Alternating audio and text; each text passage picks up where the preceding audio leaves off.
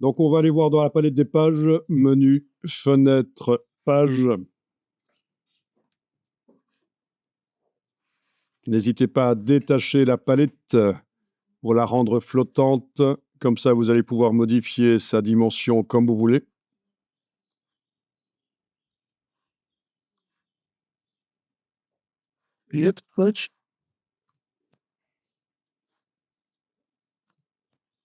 Actuellement, on a une page.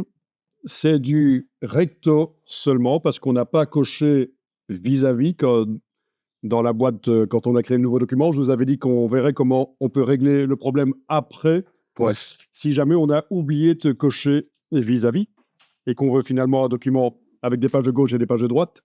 Donc je le vois tout de suite que c'est un document où il n'y a pas de page de gauche et de page de droite et pas de page de droite parce qu'il n'y a pas une ligne sur le bord de la page qui symbolise la reliure. Dans le menu de la palette page, on va aller demander option de panneau. C'est la dernière ligne. Et là, page, on va demander éventuellement des pages, des vignettes très grandes. Si vous cliquez sur OK, vous allez voir directement que la vignette est plus grande. Tiens, ici, vu que j'ai un écran avec beaucoup de points, je suis en HD, on va dire, je peux me permettre de demander géante. OK, et j'ai une vignette vraiment très grande, mais ça reste acceptable. Je veux dire, si j'ai beaucoup de pages dans la palette de pages, je vais quand même en voir une douzaine à la fois, sans problème. On va ajouter des pages. On aurait pu déterminer le nombre de pages au moment où on crée le document, mais comme ça, vous voyez qu'on peut gérer l'ajout de pages par la suite. Donc, menu de la palette de pages, et on peut demander d'insérer des pages. Bien sûr, si on n'a qu'une seule page à insérer, on peut très bien prendre la page du gabarit. Vous pouvez tester aussi d'abord, prendre la page du gabarit et venir la mettre sur le côté, là.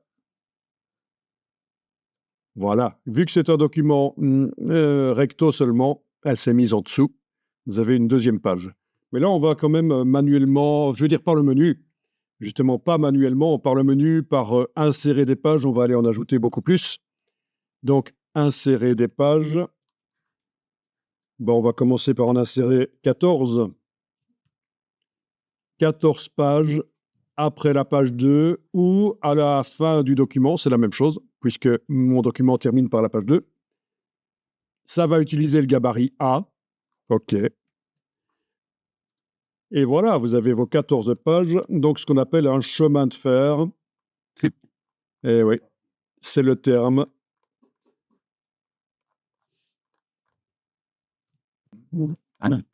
Oui, on a 16 pages, parce qu'on avait 2 pages au départ, parce qu'il y en a une, enfin je veux dire la deuxième page, je l'ai manuellement déplacée de là, en prenant la page du gabarit A, je l'ai mise à côté là, en page 2, on a obtenu.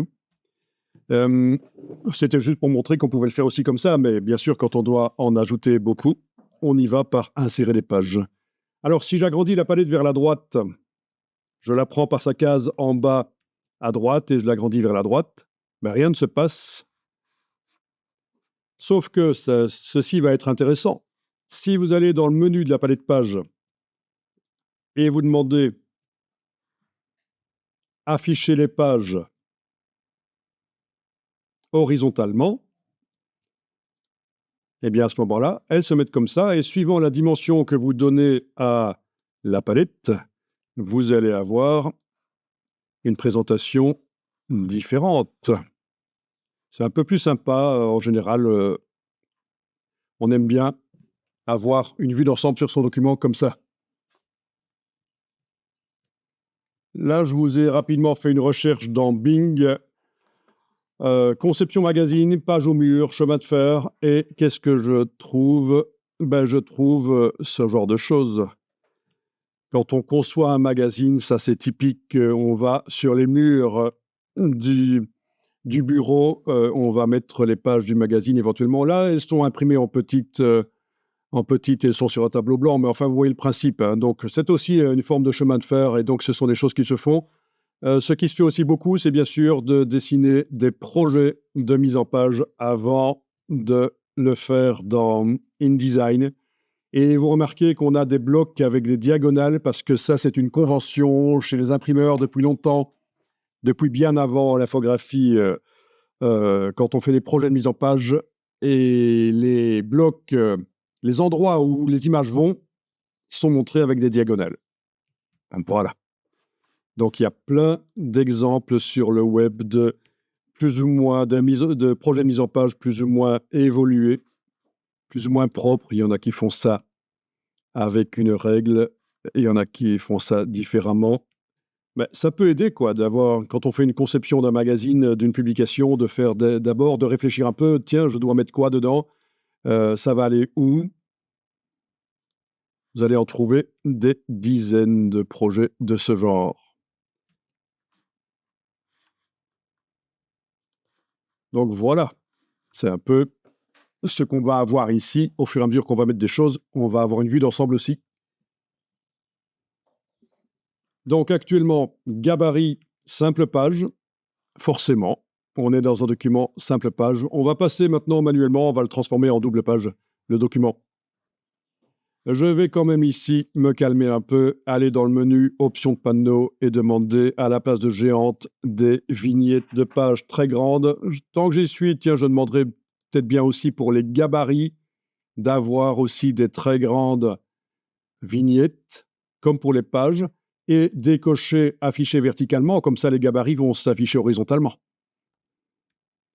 Donc là, c'est dans le menu de la palette le menu de la palette pages, options de panneau. J'ai demandé finalement des pages moins grandes au niveau de leur vignette, mais je suis passé de géante à très grande. Les gabarits, j'ai demandé des vignettes très grandes et j'ai décoché afficher verticalement, et voilà ce que ça donne.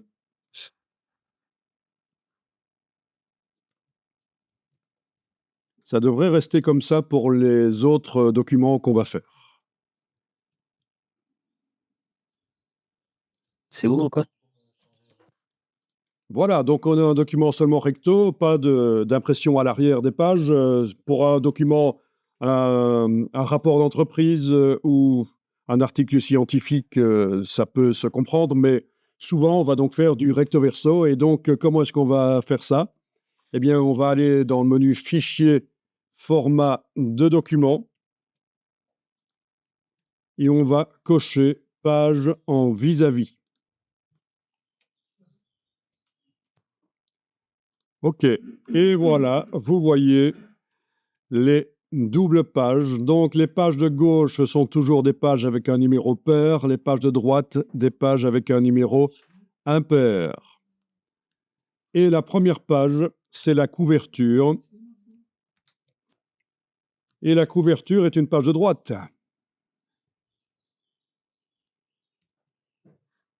On a la quatrième de couverture, la page 16.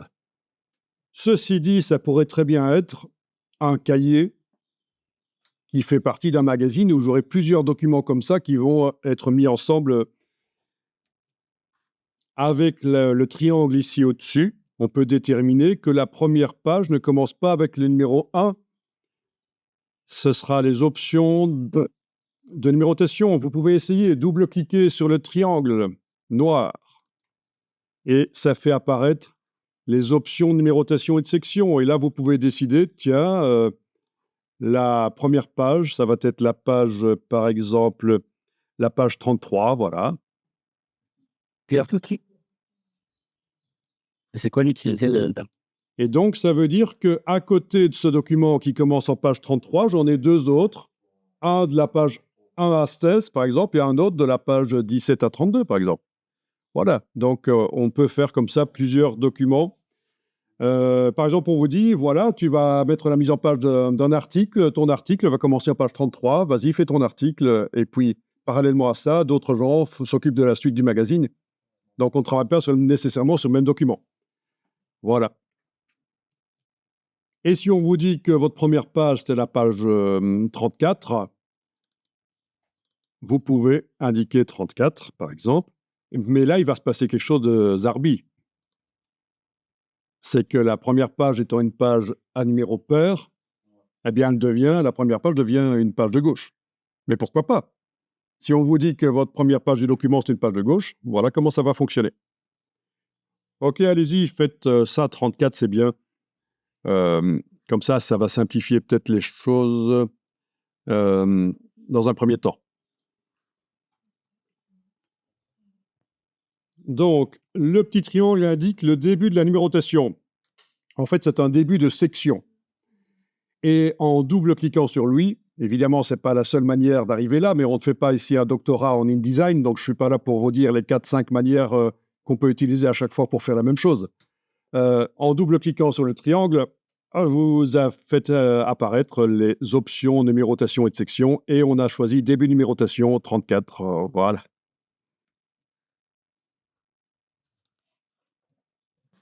Donc vous dites qu'il vous manque la 49. Chez toi, il manque la 49. Je vais simuler le problème en la jetant à la corbeille ici. Voilà. Donc on a ça. Il suffisait de prendre la page du gabarit ici et la coller à côté. Voilà. Et c'est bon. Donc on a des marges qui sont à... Si je vais dans Fichier, Format de document, oui, les marges sont à 12,7 mm. Donc, c'est une mesure bizarre, mais en fait, c'est la moitié de 25,4 mm. Et 25,4 mm, c'est un pouce anglais. Donc, on a des marges d'un demi-pouce. Oui, de temps en temps, on va avoir des mesures anglaises qui vont être là. Voilà. On va peut-être enregistrer le document pour éviter de perdre ça. Et en plus, vous gardez comme ça toutes les étapes.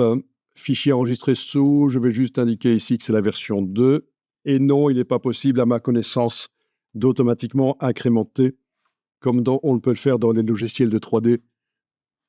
Bon, quelque chose.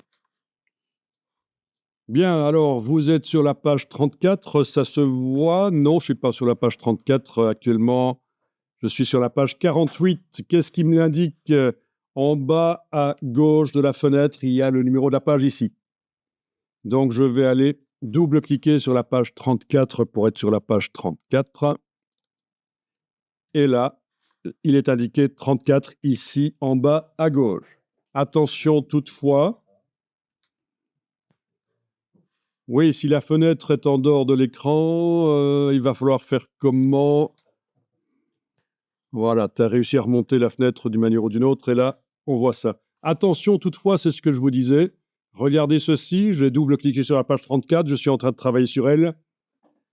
Et si j'utilise la roulette de la souris pour descendre dans le document, qui présente toujours un aspect de chemin de fer, en fait. À un certain moment, ça indique 36. Parce qu'en fait, ceci n'indique pas la page sur laquelle vous êtes en train de travailler, mais la page qui est actuellement visualisée.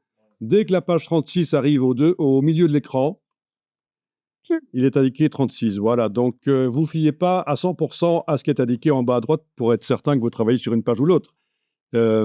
Voilà, il faut avoir double-cliqué sur la page. Là. Bien. Donc, OK. Affichage normal pour voir les marges. Barre d'espacement pour bouger sur l'écran. Si je zoome en arrière, vous voyez qu'en fait, on a affaire à un chemin de fer. Les doubles pages sont les unes au-dessus des autres. Donc, c'est différent de ce qu'on voit dans la palette de pages. Donc, c'est comme ça. On ne pourra pas faire autrement. Je vous rappelle, le double-clic sur la main dans la palette des outils vous permet d'afficher en grand la page sur laquelle vous êtes en train de travailler. Il est bien indiqué 34 en bas. Super. Donc, on va prendre l'outil texte et on va créer un bloc texte en le positionnant en haut à gauche des marges. On enfonce et on va descendre jusqu'en bas à droite des marges de la page de gauche. Voilà. Le bloc texte est là. D'ailleurs, vous avez le curseur qui clignote. Mais comme les bords du bloc sont à l'endroit des marges, on ne voit pas les bords du bloc. Sauf si vous activez la flèche noire dans la palette des outils. Là, vous voyez les bords du bloc, avec les poignées aux quatre coins et au milieu. et des fonctions spéciales ici. Donc, on a celle-ci pour modifier les angles, mais on ne va pas le faire ici. On a celle-ci pour faire des objets ancrés, on ne va pas le faire ici. On a une porte d'entrée du texte et une porte de sortie. Ça, c'est quand on chaîne les blocs pour que le texte coule d'un bloc à l'autre. On a un petit O, c'est les fonctionnalités des polices de haut de gamme qu'on appelle les OpenType. Voilà en gros ce qu'on a. Et on a un hashtag, un signe dièse qui indique qu'il y a une ligne. C'est comme une balise de paragraphe, sauf que c'est une ligne.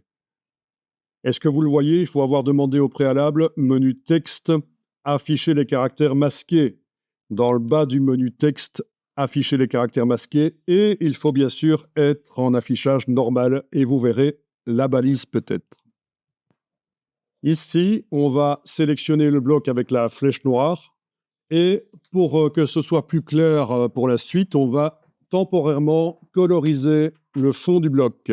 Donc, quand vous avez un bloc texte qui est sélectionné comme ça avec la flèche noire, il va falloir décider à cet endroit-ci si vous allez modifier la couleur du bloc ou la couleur du texte à l'intérieur. Il n'y a pas de texte encore, mais voilà. Ce sera comme ça que ça va se passer. Là, on va indiquer qu'on modifie la couleur du bloc. Et alors, qu'est-ce qu'on modifie spécifiquement? Est-ce qu'on modifie le contour du bloc ou son fond? Ça va être le fond du bloc. Donc, la case fond doit être à l'avant-plan. Est-ce que vous allez choisir la couleur en double-cliquant sur l'échantillon ici, comme si on était dans Photoshop, pour faire apparaître le sélecteur de couleurs? Surtout pas cliquer sur Annuler. Ce n'est pas la bonne méthode dans InDesign. Il vaut mieux éviter de choisir des couleurs à la manière Photoshop en double-cliquant sur les échantillons dans la palette des outils. Donc, pour choisir les couleurs, la meilleure méthode, c'est le nuancier. Et donc, vous pouvez le faire apparaître avec la touche F5. Tiens, et je trouve qu'il était attaché à ma palette calque. Précédemment, je les avais attachés ensemble. Mais voilà. Touche F5 sur le dessus du clavier, c'est le raccourci pour amener le nuancier. Ça correspond à menu fenêtre, couleur, menu fenêtre, couleur, nuancier. Voilà. Ouais. Donc, qu'on soit sur Mac ou PC, touche F5, ça marche. Voilà, donc chez toi, ça ne marchait pas le nuancier, même si on y allait par menu fenêtre, couleur, nuancier, on n'arrivait pas à le faire apparaître. Il y avait quelque chose qui n'allait pas. Donc, ce que j'ai demandé chez toi pour que ça marche finalement, c'est menu fenêtre, espace de travail et réinitialiser les indispensables. Et finalement, donc ça a mis les palettes standards, voilà. Shift tabulation pour me débarrasser des palettes de droite. Je fais repasser la palette des outils en 2 colonnes parce que c'est quand même beaucoup mieux. Voilà. Et F5 fait apparaître le nuancier. Ça a fonctionné chez toi finalement en réinitialisant les indispensables par le menu fenêtre, espace de travail, réinitialiser les indispensables en supposant qu'on a choisi la configuration de palette ou on était en configuration de palette indispensable.